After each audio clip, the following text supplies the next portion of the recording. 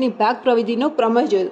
તો આપણે એક્ઝામ્પલ લઈને સમજીએ. સી ગ્રેટર દેન ડી આપેલું છે. ધારો કે આપણે લઈએ સી આપણને 15 લઈએ અને ડી આપણે 4 લઈએ, એટલે કે 15 એ 4 કરતાં મોટા થાય. તો સી ડી પ્લસ ક્યુ. હવે આપણે સ્ટેપ 1 કરીએ. સ્ટેપ 1માં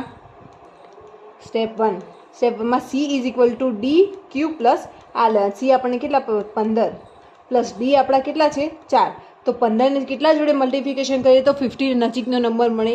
તો 4 તરી 12 પ્લસ હવે 12 થયા તો 15 થવામાં 3 ખૂટે છે. તો એવી રીતે સેમ અહીંયાથી પછી D is equal to R X plus Y એ આપણે મૂકી દઈએ આર એક્સ પ્લસ વાય. તો ડીને અહીંયા ડી તો 4 is equal two 3 multiplication 1 plus 1. આ જે 3 હતો એ અહીંયા આવી ગયો. તો એવી રીતે પછી 3 અહીંયા 3 is equal two 1 multiplication 3 plus 0. જ્યાં સુધી શૂન્ય ના મળે તો આની સંખ્યાનો લસા 1 થશે.